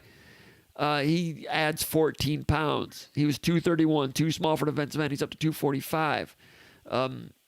Interesting to see whether he could become, they need defensive ends. I'm not closing the door on Jack Saylor. On the practice field last year, I'm like, well, he doesn't look out of place. Now he adds 14 pounds. I never was able to get the weight on Jacob Isaiah. I wasn't able to find that. But anyway, Nils, that was long-winded. This is serious football talk. I hope everybody can handle it. All those names. Nils, before I let you go, any thoughts on those guys? I'm kind of impressed with across the board, kind of where we're going. I mean, the offensive line, much heavier. I mean, I think Novak, I forgot to tell you, like, one of my fraternity brothers, Jeff Holbrook, who's the dean of students at IMG, had worked with Novak previously when Coach Novak was at IMG, and he's a big, big fan. And I think Novak, who was at Central Michigan prior to being at IMG for a year, my friend Jeff Holbrook is a big fan of Novak. He says the guy's a stud. So I think, Ken Manning did an amazing job for 25 years. I think, he passed the baton to Coach Novak, and I think Coach Novak's going to take it to the next level. I think that was something, strength and conditioning was not great over the last 3 or 4 years, in my opinion. I think we're going to see the benefits of Coach Novak as we move forward. All right, Nils, I'm going to keep you on the couch, Johnny Carson style, okay? I'm going to go through the chat questions here. You want to help me field some of these? Or do you have somewhere to be? I've got tonight we got some basketball stuff happening down here in Texas. One of my guys resigned at Texas State, and I even had somebody at Michigan State call me tonight. So okay, might have to do some basketball stuff. All right, I'll let you go. You want to sign off now? You've done enough. Yeah, I appreciate you letting me be on there and doing a great job with this. This is fantastic, and I can't wait for October 24th. All right, we're gonna have you back on the couch. You remember Johnny Carson style, right? You have a guest, and they sit there and they just. Oh yeah, I watch all the time. If you ever want to watch the best stuff on Facebook, go and watch Robin Williams with Johnny Carson. I mean, those are the best interviews ever. Good times. All right, Nils, you take care. Thanks for helping out. I really appreciate it, man.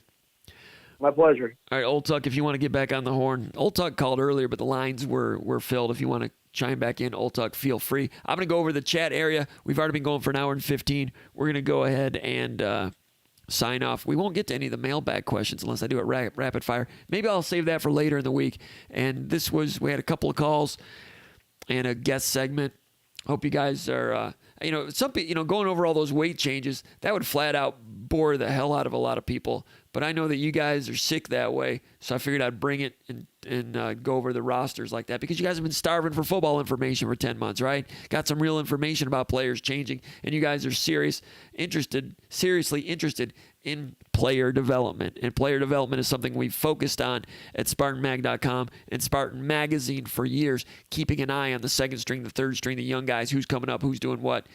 And that's it's served us well. Not everybody's into it, but you guys are, and we're glad that you are because we like reporting about that stuff. I'm going to go over to the chat area as far as all the questions that I wanted to get to in the mailbag portion. Maybe we'll do a Spartan Mag Live later in the week without phone calls, and we'll get out of the streaming this format and go back to the old format and do one of those. And that was kind of a thought that I had, that we would have 2 of these a week. One would be old school Spartan Mag Live, where I just do mailbag, and then the other one would be open mic night, where people could call in. I'm not really sure how many calls we're going to get. Appreciate Callie Spartan calling in. Old Tug called in. Wasn't able to field that one. I know it's a small group of people watching live, and through the course of the week, it usually grows by sometimes up to 2,000 people, but not everybody watches it live. Of course, you have to be watching live to call in, but we'll get to that. And it's something that we want to do on a regular basis. Rob South checked in first. Ed Francis says, hello, Old Tug, the bell cow is here. Michael Wozniak got the Heaven Hill in the glass ready to go. Heaven Hill, good for you. I did not ask people what they were drinking. I should have. My bad. Ty Garland checking in. Cartero checking in. Justin Leonard says, I'm new to the board. Can you share some details about who Michigan State University is? Justin, I didn't know you were new to the board. Yeah, Michigan State University, he's actually disguised here. He's one of the people here today. He's a donor, so he's connected. A good guy, too. So you're asking who he is. Brad Fashenko's here. Ryan S. Party 10's here. SpartanMag. Oh, that was me telling Old Tuck to hold on. That was when Old Tuck called in. Brian V says, love this new format, Jim. Great stuff with getting callers and interviews and such. Huge improvement, and I still loved the old format too. Thanks, Brian. And the old format, you know, if we're doing callers and having a guest, sometimes it's hard to get to the mailbag stuff. And also, I noticed last week when we had Corey Robinson on, and we will be doing more of the recruiting wrap in this type of format also. We had Corey Robinson on, and we were showing videos of Audric Estime, the 4-star running back commitment from New Jersey, and Javon Grigsby, the corner from Louisiana, ranked the number 21 player in the state of Louisiana. I think he's a 4-star type of talent. We were running videos of those guys as we talked about them, and it was my sense that you guys were watching the videos, maybe mesmerized by them, and because you were watching the videos so much, you didn't post in the chat area. So if we run some videos, guys, you guys have to promise me that you're not going to let up in the chat area. If we're running videos and bells and whistles and stuff, you got to focus and continue to post comments and questions in the chat area because that's an important part of the program. Detroit Spartan says, I need Kelly Spartan to give me a motivational speech every morning. Seriously, every morning. I hear you. Mr. Boneman checking in. Says, hello, comp. Chuck Harvey says the coaching staff has a ridiculously positive outlook and energy level on this team right now. I would agree with that. Big Will says, I saw the defensive tackles added a lot of size. Are they going to run a 3-4 defense? You know, Nils and I just talked about that.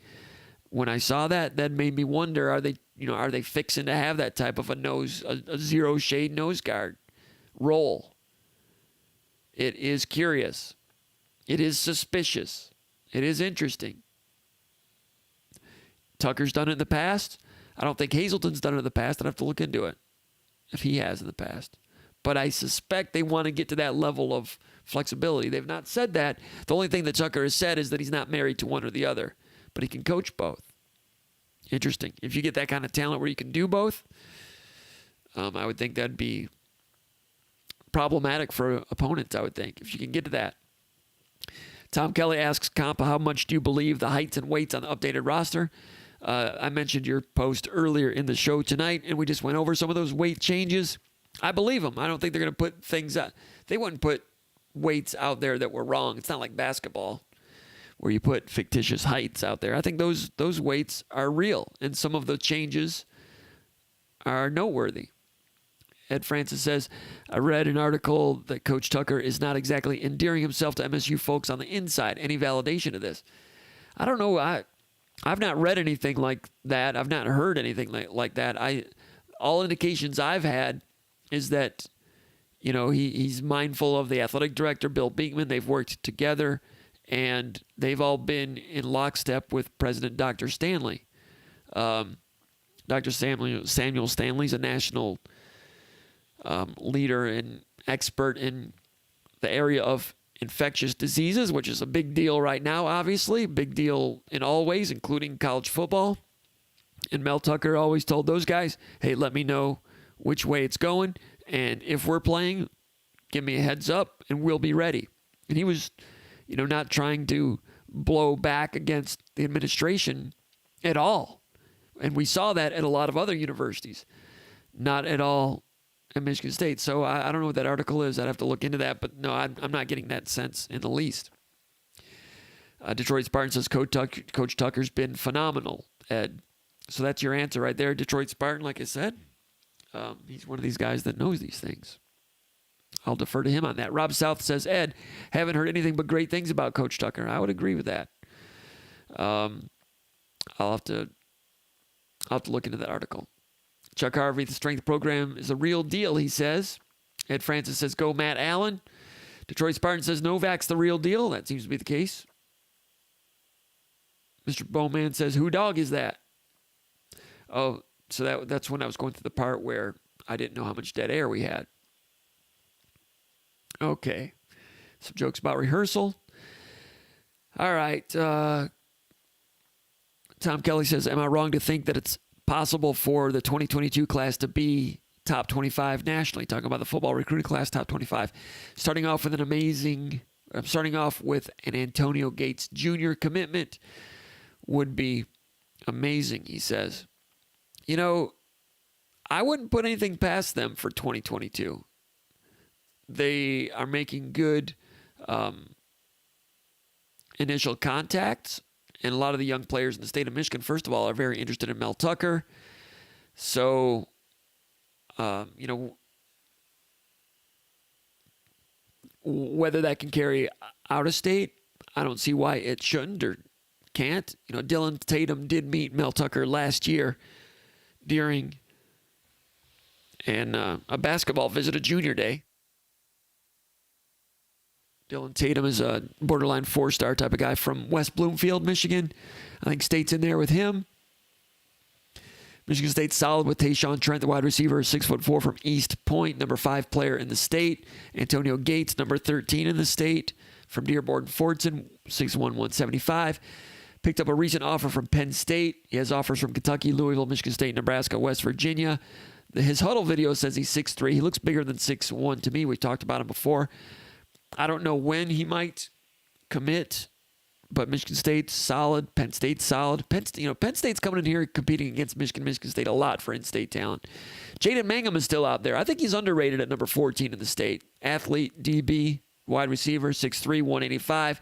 Birmingham Groves, Michigan State, I think, offered him. We wrote an article about that several weeks ago, right?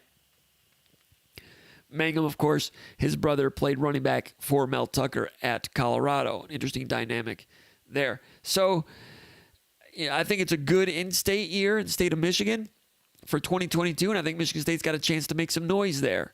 And you need more than that to have a top 25 class, but if you can do a good, solid job in a good in-state year, that can help set the foundation.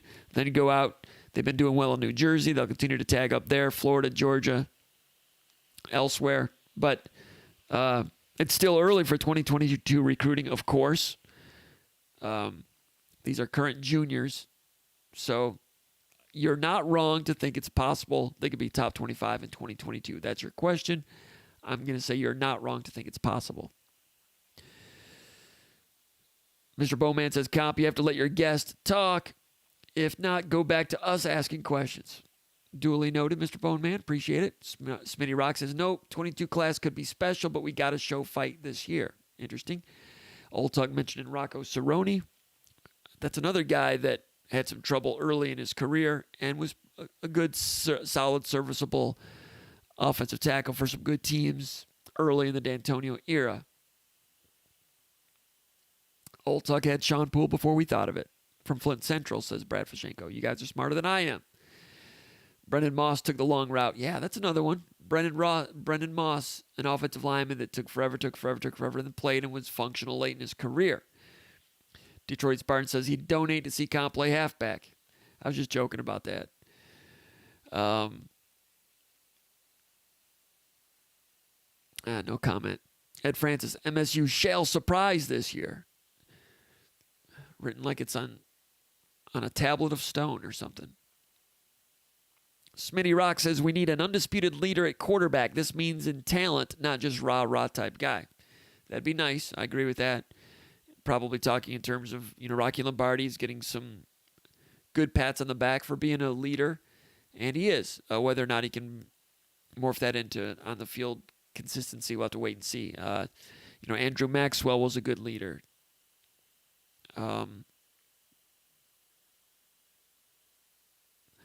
Who else was a good? There was the kid from Ohio. What was his name? The guy after Maxwell. Tyler. What was his name? 2016. He was a good leader, but couldn't quite get it rolling. Scott Shaw, Flozell Adams. Yeah, Scott Shaw was a good player. He had to wait a while and had a really good junior and senior year. That was around 95, 96. Yeah, Scott Shaw was excellent on that offensive line. Talking about the topic we were discussing a while back in this show. Good one, Doors fan. Scott Shaw was a guy that had to wait his turn for a long time and did a great job when he got in there. Spartan Sam says, with the talk of no fans, is there really a home field advantage this year? Home field makes a huge difference usually. Not so much, not as much. There'll be a little bit of familiarity to be at home, but no, and I will be interested to see if home team winning percentages dips down to water seeking a different level this year. That's going to be very interesting to track. JJ Huddle 79 says, hey, Jim, what were some of the biggest differences in team culture from the height of the D'Antonio regime compared to the past 2 or 3 years? Biggest differences in team culture. That's a long one. We talked about that on the Underground Bunker message board earlier today. I think that the strength and conditioning, I think it lost a little bit. I think when they lost Pat Narduzzi, I thought he was the bad cop of the coaching staff. He was the tail kicker. And D'Antonio tried to ramp up some of his bad copness in 2015 for a little while. Didn't quite work because that's not his personality. And Narduzzi would get on offensive guys too. But the assistant coaches, Warner, Treadwell, Staten, Tressel, Ron Burton, Paul Haynes, there's no tail kickers in there really. You need that. So they didn't have that either. Other team culture, accountability, I don't want to say there was a lack of accountability. Not that I saw, that was talked about on the Underground Bunker earlier today. Quality control, there was slippage there. And if you want to call that accountability, that maybe that's part of accountability, but just, quality control in the defensive backfield. Last year, every week, at least once or twice a game, you'd see a bust. Back when Barnett had it going on, you would see a bust like once a month, that would really hurt them. I mean, you're going to give up plays, especially if you don't have much of a pass rush, but it was just too much lack of same pageness last year in the defensive backfield. Miscommunications on the offensive line, maybe. You had injuries. That's part of it in the offensive line. How was the recruiting evaluation on the offensive line? Player development, obviously not as good, I wouldn't think, although maybe the injuries had a lot to do with that. Is that a change? I'm not sure. Wide receiver is where I saw guys, like Cody White sometimes didn't seem to be breaking off his route correctly once or twice in the red zone. You'd see that crop up. Not all the time, but back when Michigan State was strong in 2013, 2014, 2015, you didn't see those type of things. You saw, wide receiver, some slippage there. So if you get a little bit of slippage in the wide receiver, a little bit of slippage offensive line, whether it be player development or recruiting or injuries, you get a little bit of slippage. You saw a running back, all of a sudden the talent pool got a little iffy, and you had freshmen trying to see who's the freshman that's going to emerge because they needed a running back, right? A little bit of slippage there. A lot of slippage in the defensive backfield, a little bit of slippage in strength and conditioning, a little bit of slippage without having the bad cop. Just takes a little bit across the board, and you go from 11-1 to 6-6. All right. Kurt Prinz, Ty Halleck, Old Tuck, bringing him some names in the past. We got a photo of Old Tuck now. Good. How big was David Boston? I'm not sure. Tyler O'Connor. Thanks, Mark Smith. I forget Tyler O'Connor's last name. I don't know the name, but I know the game. That's my new saying. Because sometimes I can't come up with the names right on the spot right here. Let's see. I lost my place. If you guys took time to post here, I want to acknowledge it and say thank you for watching. Plus, you guys, there might be an interesting question on here that you're eager for me to get to. Or maybe there's an insult that you want to see how I react to it. I don't know what's going to be written here. Brad Fashenko talking about Fletcher from Flint, Carmen Ainsworth. Brad Fashenko, Flint Powers Catholic, class of 85. Sports in Flint in the 80s was unreal. Flint Powers Catholic, Brad Fashenko. I never knew that about you, Fashenko. I was from a little bit south of I-75 from you, right at that same year. Detroit Spartan bragging about how young he is.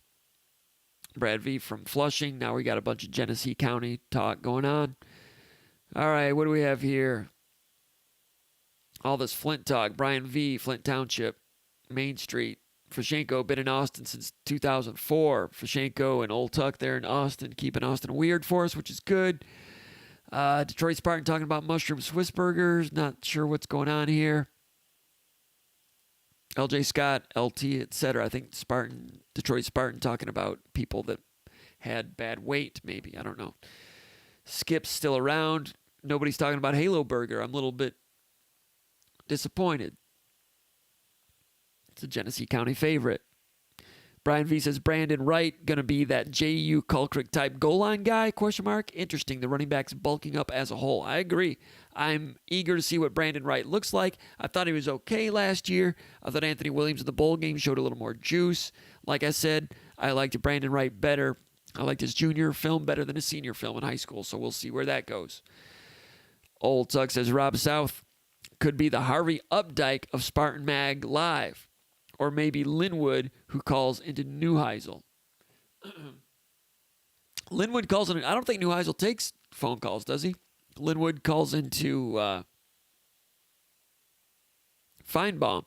Harvey Updike called into Feinbaum, and he's the guy that poisoned the trees in Auburn. So Old Tuck is suggesting that Rob South could become the Harvey Updike of Spartan Mag. We certainly hope not. We do not condone the killing of wildlife in the name of college football rivalries. MSU Max says, we are the Lunatic Fringe, picking up on our theme song for the recruiting rap, which we might not be able to do anymore because if we bring the recruiting rap here, we're talking about bringing recruiting rap here live, and obviously no paywall, then we can't use Lunatic Fringe as the song. We've had it in the past on Podbean, and it's not monetized, so you can do it and get away with it. When you come here and YouTube with the copyright infractions, we might have to retire Lunatic Fringe as our theme song. Dorsey always liked Lunatic Fringe, as did I, because we appreciate that scene from the movie Vision Quest. For those of you that are wrestling fans, whether it be real wrestling or pro wrestling, real wrestling fans, the movie in the 80s, awesomely bad. The Lunatic Fringe moment was great. Chris Stasiuk, what if any true freshmen may see the field this fall? That's a big question. We're going to get to that in another edition of this particular show because we're already way over time. Gates is announcing on October 10th. Thank you, Justin Thin, for reminding me about that. But you're right. If Michigan State gets Gates, Penn State trying to get in there a little bit. If Michigan State gets him, that would be a great start. Thanks, Justin Thin, for the save there. Doors fan, any updates on Buckley? Is he announcing in October? Supposed to on October 14th. Justin Thin telling us that one. Still Nebraska versus Michigan State for that one. Buckley, an interesting one from Wyoming Godwin Heights.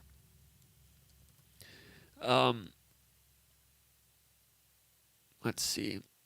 Buckley's ranked in the top 20 in the state of Michigan. Two-way lineman, 6'5", 250, ranked number 15 in the state of Michigan. Another guy I would have liked to have seen in camp. Not sure that he's an edge rusher at 6'5", 250, big rotund guy, defensive tackle type, possibly. I could go back and look at his film to look at his... when I looked at his film last year, Godwin Heights' schedule, they played a lot of weak teams. He was going against guys that were just not strong linemen, and it was hard to get a real good read on him. It would have been really interesting to see Buckley not only at the Michigan State camp, but also at some of the Rivals.com camps, just to match up with people more his size to get a better read on him. But he's an interesting prospect. All right, Tyler O'Connor. Global Merchants says, how good is Scotty Hazelton really? Do you foresee a top 10 potential defense within 4 years? Potentially within 4 years? Yeah, maybe. I mean, he's a rising defensive coordinator. Jack Nowlin, who used to cover Michigan State for us here at SpartanMag.com and Spartan Magazine, originally from the state of Wyoming. That's why we called him Cowboy Jack Nowlin. Cowboy Jack Nowlin is back in the state of Wyoming, doing a great job as a sports writer for a newspaper up in Wyoming. I asked him about Hazelton because Hazelton was at University of Wyoming for like 1 year, maybe 2. I think 1 year. And Nowlin was like, man, the dude made a huge difference in the Wyoming defense in 1 year. He was really impressed with him. Went to Kansas State, did good things there. Hazelton, was it Gus Bradley? The old Legion of Boom Seattle stuff. So he's from that lineage. Tucker went after him hard, got him. Yeah, I mean, Michigan State's been a top 10 defense in recent years under different coordinators. I think Hazleton could be a guy that can keep that tradition going with a different scheme, not an entirely different scheme. He's been a 4-down type of guy over the years, but been more of a 3-deep cover 3 guy in the back. Barnett certainly has had a lot of cover 3 as part of his system in the past. Barnett's been a quarters guy. D'Antonio was a quarters guy. So does Hazleton go with more cover 3 like he has in the past, or does Barnett do more cover 4, or a little bit of both? Good job disguising it. Not sure. And Rutgers isn't going to be sure either. And we, as members of the media, are not going to have a lot of information on that either, because the coaches are going to want to keep that confidential. But we'll all see it together October 24th when Michigan State rolls out the footballs at Spartan Stadium with family and friends watching, mostly family, but a lot of Spartan fans watching at home.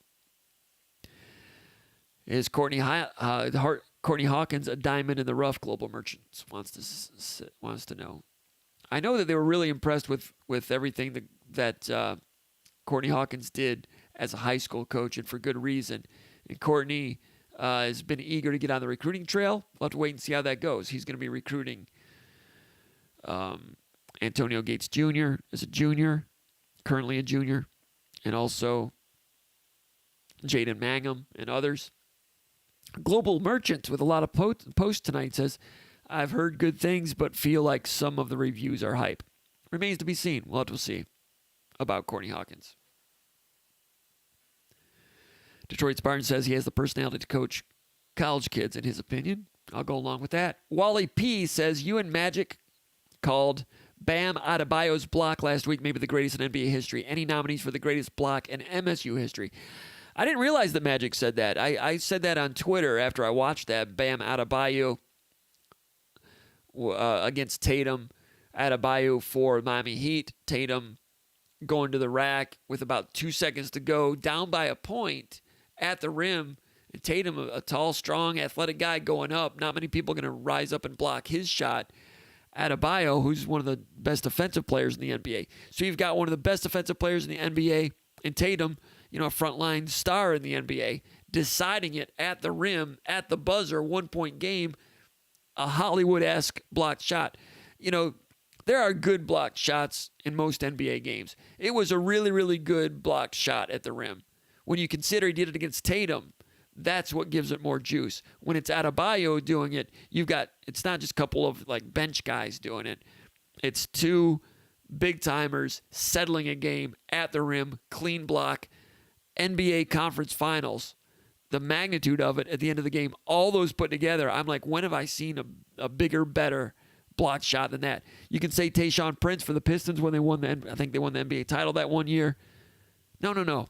Yeah, he had one where he was catching up from behind in a blocked shot. LeBron James had one in a key moment, NBA Finals, when he raced somebody down and blocked from behind. And that's great. Hustle at the end of a shot, end of a game to block a shot. And that's picturesque and all that stuff. But this was more of a mano-a-mano block shot at the rim, full frontal type of blocked shot. Nothing against Tayshaun Prince and LeBron James with their flavor of blocked shot. Saved the games in those situations. But this one, all ball, no body. I was like, holy crap. So he's saying, who are the nominees for the greatest block shots in MSU history? That's something we should have posed to the gallery earlier. Maybe, Wally, if you bring that question back for the next time we do this, you can pose that question because we're running out of time right now. Blocked shots. Nothing comes to mind right off the bat. That would have been a good one for Nils. I'm sure he could think of one. We'll think about that next time. Global Merchant says, can you talk about what Scotty Hazleton brings to the table? I've got an article I need to write tonight. It's 11 o'clock about Simmons, but I also want to go back and rewatch some Kansas State stuff. Hazleton, cover 3. I'll watch some more. I mean, I can tell you what the resume says, and I talked a little bit more about what Jack Nowlin said, but he's $1 million coordinator. Kansas State wanted to keep him. Tucker went out, sought him, got him. Hired gun type of guy. I can't think of Michigan State football ever going out and getting a hired gun coordinator on either side of the ball. Can you? It's like a first-time type of thing. Interesting. Halo Burger, Detroit Spartan, my personal heaven for years. Good for you, Halo Burger. New owners killed it, as Detroit Spartan said. Trayvon Morgan will be an end zone threat at 6'7". I would hope so. Got to stay healthy. Halo Burger did not last long in East Lansing. I didn't know there was one in East Lansing. Doors fans showing me some knowledge there. Detroit Spartan says, when Bill Thomas owned Halo Burger, every restaurant was phenomenal. Times have changed. I asked about Halo Burger. We got some. Trayvon looking like a beast. Can't wait to see him on the field this year. Not sure anyone can cover him inside the 20 on a jump ball. Well, we got to see him move, and that physique is a big reason why he had such a great junior year and a reason why Josh Hemholt gave him a 4th star. Scott Runyon says, any thoughts on how much D'Antonio will actually be around the program? Do you think he will distance himself a bit? He wasn't planning to. He was planning to be around the program and help stay in touch with the young men that he recruited. He's an excellent person. D'Antonio is an excellent person. He recruited these people. He was in their living room, promised their parents, I'll look out for your son's future, make sure they're going to class and all those things. Then he retires, hands it over. He didn't personally hand it over to Tucker, but D'Antonio planned to still be around and be available to those people that he recruited, whether it be through texts or whatever. And he wanted to, it was my understanding, he wanted to be around town, go to the games, go to the basketball games, check out a hockey game once in a while, go to a volleyball game, and do all of those things. But now with the COVID situation, there are no games, no crowds. Plus, with his health background, all the more reason to stay away a little bit. But he's a Spartan. You know that he loves Izzo. You know that he's been on staff with Tucker more than once, and he recruited all these players. He still deeply cares for them. So I think he will be around when things ease up a little bit, health-wise. Rob South talking about Tayshaun Prince block in Reggie, the best ever. That was good, and that was key, and that was big, and it was at the rim and at the buzzer. I like this one just because, like I said, it was full frontal, mano-a-mano at the rim rather than a hustle play, which I've got great respect for, but I'll take Adebayo's. Lynn Tirico testing. Talked to Lynn a while back about some projects that we had in mind. Not sure that's all what's going to happen with those, but great to see you here, Lynn. That Tayshaun block turned that series around. It's up there. And Global Merchants, thanks for answering live. Doors fans still talking about Halo and Frandor, located close to Qdoba in 2016. I didn't know that in 2016. Well, if I'd have known that, I might have helped keep them in business. But like you're saying, it's not the same Halo Burger. That's going to wrap it up. We didn't get to any of the mailbag questions, and we've gone a long time. That means maybe I need to do a SpartanMag Live later this week without the call-ins. Want to get Corey back out here to talk some recruiting on one of these soon. I appreciate everybody checking us out. Go over to SpartanMag.com if you're not already a subscriber. Thanks for the people posting. Thanks for listening. Thanks for telling your friends about us. Thanks for telling your enemies about us. If you're not already a subscriber, go to SpartanMag.com. $30 free trial. Check it out. We appreciate all those subscribers, and we appreciate everybody over at SpartanMag.com. We'll see you over at Underground Bunker Message Board, talking Michigan State sports 24 hours a day. Got more coverage coming from yesterday's press conferences, and there will be more. I think that Mel Tucker's going to be available maybe later this week. We'll have to wait and see. Check us out, SpartanMag.com. Thanks for tuning in, everybody. We'll see you next time. Spartan Mag Live.